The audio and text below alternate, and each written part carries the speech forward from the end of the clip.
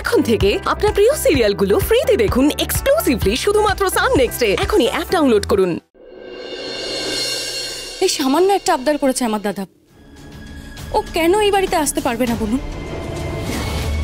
প্রতীক যেটা করেছে একদম ঠিক করেছে।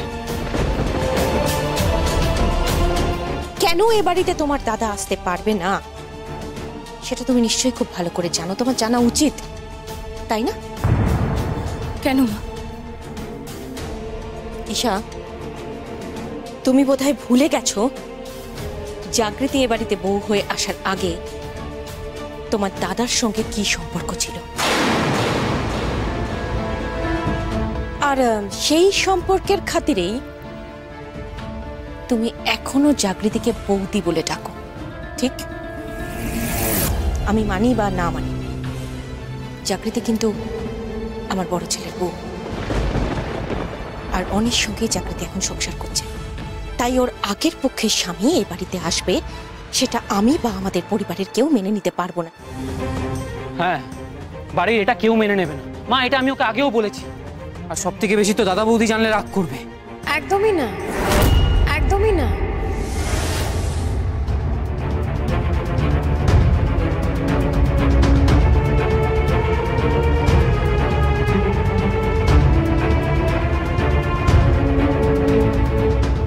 আমার কোনো আপত্তি নেই ঈশা, তুমি তোমার দাদা আর বৌদিকে এ বাড়িতে ডাকতে পারো। মানে মানে আমি যা বললাম তাই। মানে আপনি যা বললেন আপনি সিরিয়াসলি বলছেন? হ্যাঁ, সিরিয়াসলি বলছি।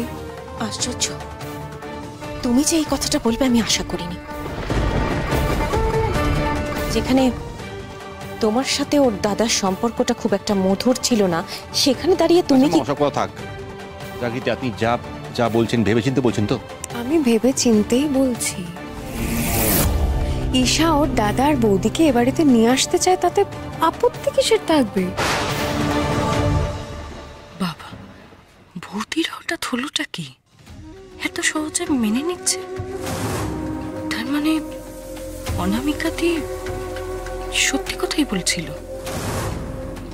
মিহি সুস্থ হয়ে যাওয়ার পর বৌদি আর কাউকে সন্দেহ করছে না, আর বোধহয় শিশুর নিয়ে কিছু ভাবছেও না। না বৌদি, তোমার আপত্তি না থাকলেও আমার আপত্তি আছে।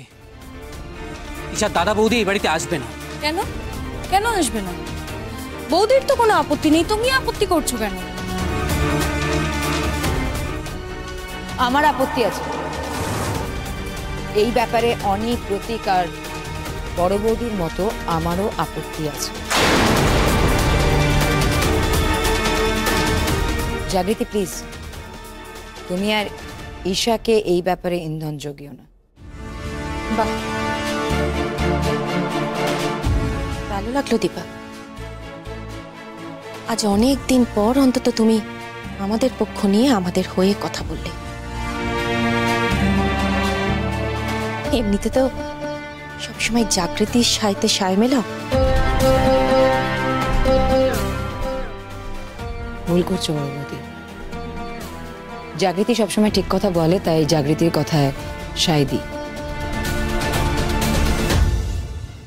কিন্তু এবারে জাগৃতি ভুল কথা বলছে, তাই জাগৃতির পক্ষ নিয়ে কথা বলছি না। আচ্ছা পিসিমণি, আমি ভুল কি বলছি বলুন তো? ঈশা ওর দাদার বৌদিকে এ বাড়িতে নিয়ে আসতে চাই, এতে ভুল কোথায়, অন্যায় কোথায়? আর প্রতীক, তুমিও তো বলিহারি, তুমি বা এত জেদ করছো কেন? আচ্ছা ঈশার সব আবদার তো তুমিই রাখবে না, কে রাখবে? তোমারই তো উচিত যে এবাড়ির সবাইকে একটু বুঝিয়ে সুঝিয়ে রাজি করানো। জাগৃতি, কেন এক কথা তুলছো বলো তো? ভালো লাগছে না আর। যা অনি, তুই তোর বউকে নিয়ে ঘরে যা। আসুন জাগৃতি, ঘরে চলুন। এক সেকেন্ড অনুরুদ্ধ বাবু, ঈশা ভুলটা কি বলছে আমি তো সেটাই বুঝতে পারছি না। একটা মেয়ে তার পুরো পরিবার ছেড়ে শ্বশুর বাড়িতে আসে, ঈশা সাত করে ওর দাদার বৌদিকে একটু নেমন্তন্ন করেছে, বাড়িতে আসতে বলেছে, হয়তো ও দেখাতে চায় যে ওর নতুন সংসার কেমন করে করছে। সেটা তো যে কোনো মেয়েই চায় অনিরুদ্ধবাবু। ও ভুল কোথায় এখানে? আমি না বুঝতে পারছি না আপনি তর্ক কেন করছেন। সত্যি জাগৃতি, তুমি ঘরে যাও। আমার কি মনে হয় জানো তো, এইসব কথা বাবার কানে গেলে বাবা কিন্তু রাগারাগি করবে, কারণ তোজোকে পড়িয়ে একটু পরেই বাবা নিচে নেমে আসবে। আর তোজোর কানেও এই কথাগুলো যাওয়ার ঠিক নয়, ও এফেক্টেড হবে। আমি জানি পিসিমণি, তোজোর প্রীতমের ওপর যথেষ্ট অভিমান আছে, আর সেটা থাকাটাই বোধহয় স্বাভাবিক। ছোটবেলাটা তো প্রীতমের সঙ্গেই কেটেছে, আর সেটা খুব একটা ভালো কাটেনি, খারাপই কেটেছে। কিন্তু কি বলুন তো, তোজো না ছোটবেলা থেকে সম্পর্কের জটিলতাগুলো বুঝতে শিখে গেছে। ও ভীষণ বুঝতার, তাই ওকে নিয়ে চিন্তা করবেন না, আমি ওকে সামলে নেব। না, আমি এটা কিছুতে মানবো না। অনিত, একটু ভালোভাবে জাগৃতিকে বোঝাও, ও বুঝবে।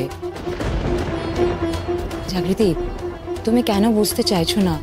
দেখো, যে দুজনের কথা বলছো, এই প্রীতম আর প্রীতমের বউ, ওরা একেবারেই ভালো মানুষ নয়।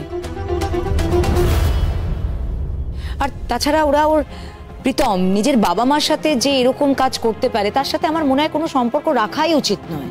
প্রতীক, সেখানে ঘরে যাও। আসুন তো, আপনি আসুন আমার সাথে। আরে দাঁড়ান, আমাকে দাঁড়ান অনিরুদ্ধবাবু। পিসিমণি, দেখুন, আমার দাদা যা করেছে সেটা বাবা মার সাথে করেছে, কিন্তু আমার বাপ প্রতীকের সাথে তো ও কোনোদিনই কিছু করেনি। ঈশা, এখান থেকে চলো, চলো এখান থেকে। প্রতীক, চলো।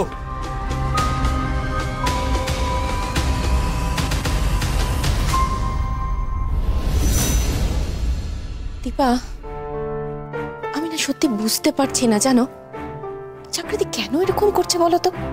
ও একবারও ভাবছে না না এ বাড়িতে যদি ঈশার দাদা আসে তাহলে অনির কিরকম লাগবে? অনির ভালো লাগা খারাপ লাগা কোনো কিছুর মূল্য কি ওর কাছে নেই? ঠিকই বলেছো বড় বৌদি। আমিও এই কথাটাই ভাবছি, জাগৃতি তো এত অবুঝ মেয়ে নয়, ওর মাথায় কি চলছে সেটাই বুঝতে পারছি না।